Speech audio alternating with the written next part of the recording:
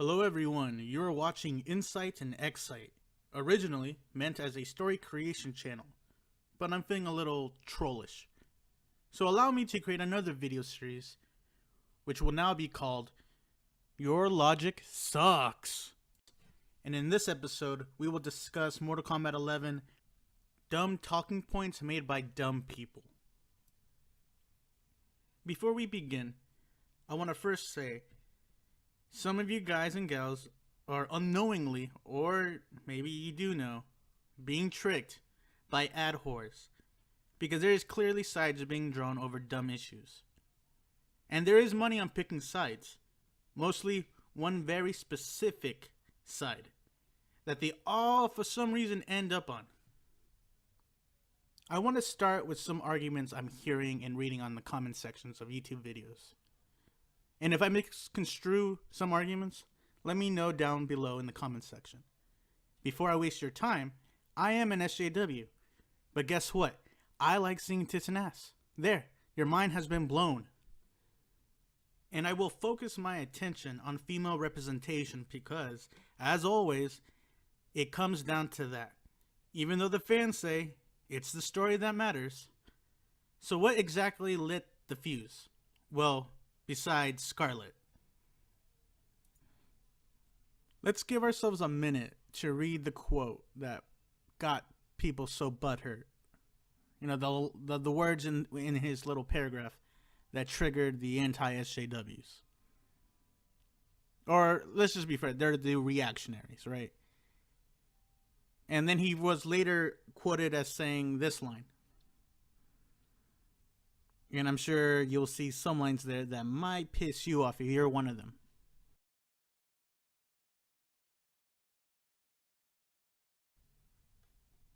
Stemming from that quote, we get a slew of illogical arguments. The first one being, MK11 doesn't need to be realistic because it's fantasy. And this argument is really broad, which, you know, like, in its face value, it can be correct. So like when I hear this argument, and the keyword here is fantasy, and when you accept that, and when you accept that you can get away with everything and anything, like weapons, fighting styles, characters, and what most people in this community dwell on, clothing and physical features. Because to them, this is cancer. This is proof that the SJWs and NPCs have infiltrated NetherRealm Studios. I know this might be hard to understand, but everything is fantasy. I get that might be a high concept, but arguing it's just fantasy doesn't mean anything in and itself. Rules still apply, but some groups in this community just want scantily clad warriors and use this argument for their defense. I know, straw manning. Leave a comment here if you disagree. But what can I say really about this argument? What can be said to prove that it's illogical? On face value, they're right. Fantasy means the creators, or in this case, a studio, can create any type of characters because everything is fantasy. But that's not the argument the studio, the SJWs, the NPCs, whatever term that you want to describe them as, are trying to make. They want realistic representation of the character's role within the universe. In a sense, they're trying to build from their original creation and add sophistication. Most of the time, we accepted bodyguards, special forces, royalty, especially with female characters, that when filled those roles, they were dressed like that. Because we had no reason to believe otherwise. Besides, it's just fantasy. I know I wasn't really fair here. That's what rhetoric is for. So let's go back to the fantasy angle. Since the MK universe is fantasy, it has to be fantasy. And fantasy is dictated by the creator. And the creators have now decided for this change. So what the hell are you arguing about? Are you pissed that the creator created an altered version of something you grew accustomed to? Correct me if I'm not fair, but that is entitlement, right? Like, SJW-esque level of entitlement.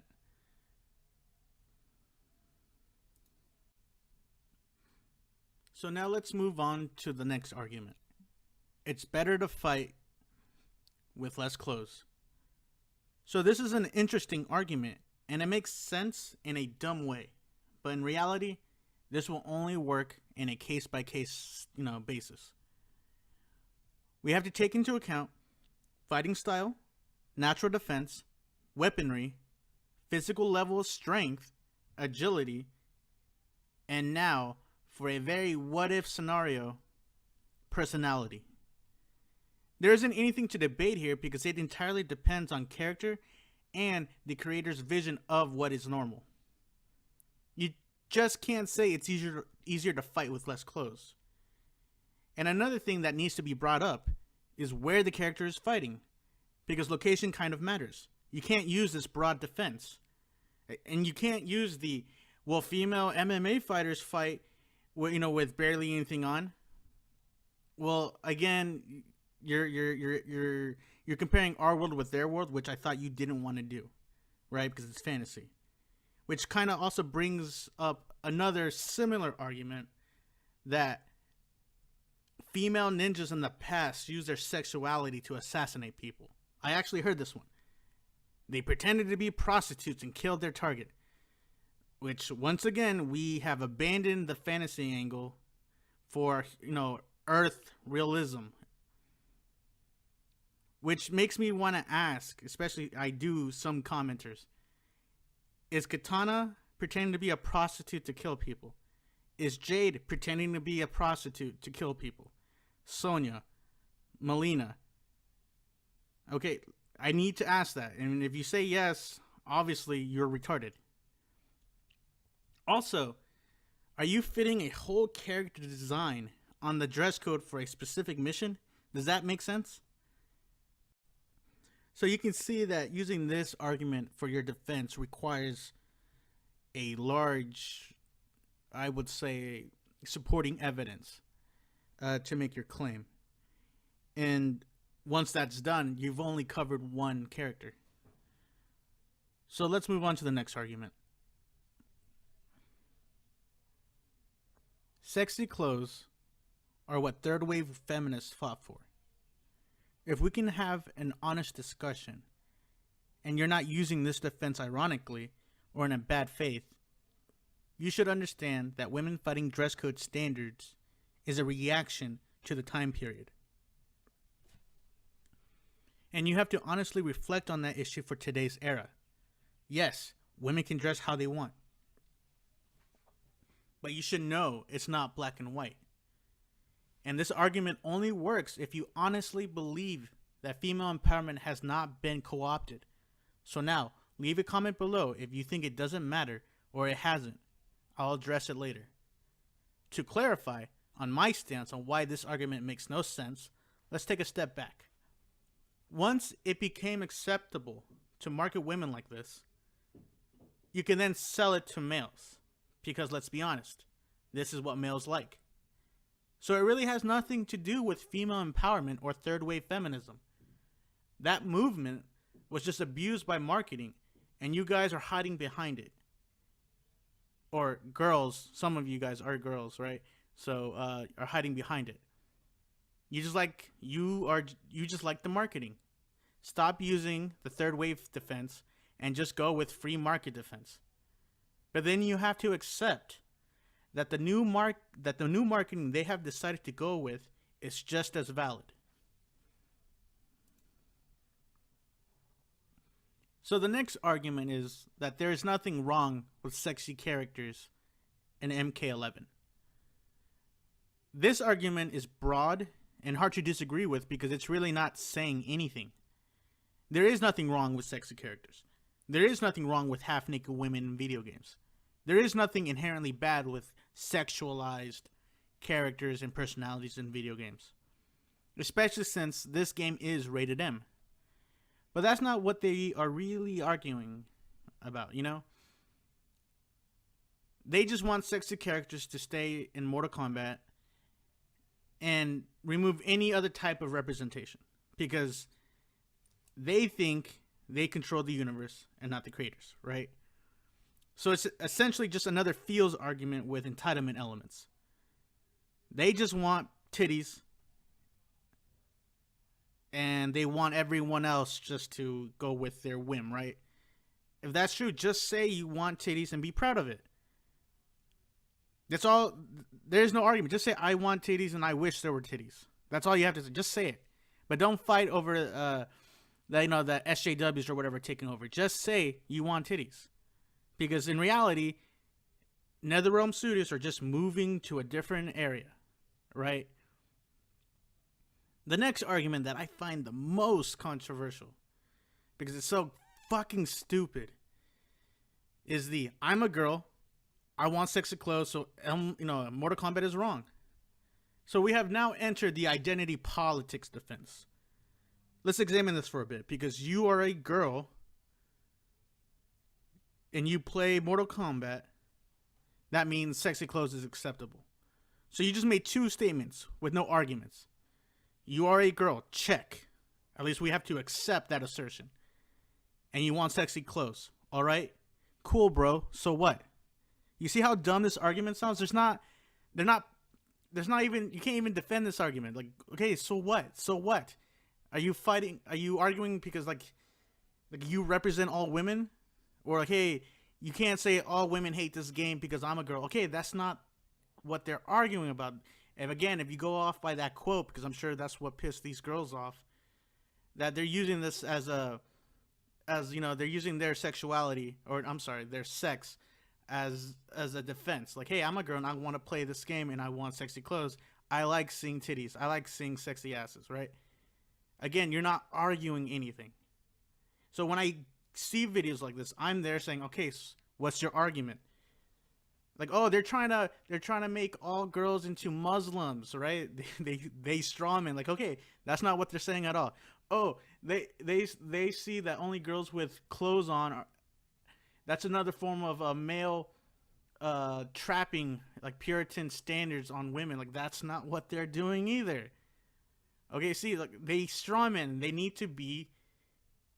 These comments need to be addressed. Like, they need to be attacked on that. And I'm not saying attacked physically. I'm saying their logic needs to be attacked because they are not making any sense.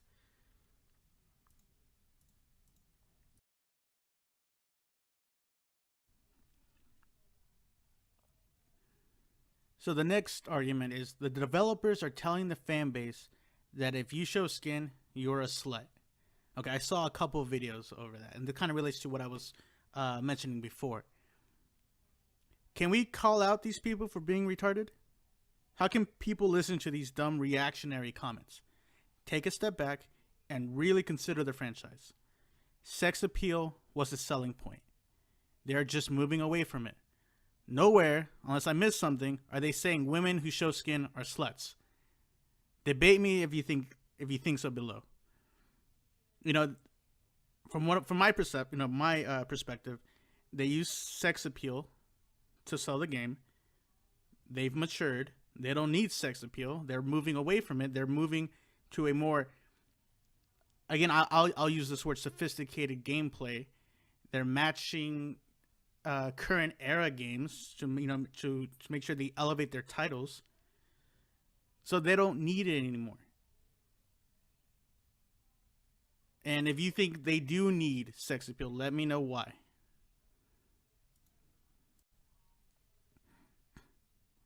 All right, let's change the pace here and let's examine some more appropriate arguments. I want sexy clothes because I like seeing sexy characters in sexy clothes. All right, this argument makes sense because it's a personal one. You're not encompassing a larger group. Maybe there are many people that agree with you. And guess what? I agree with you too.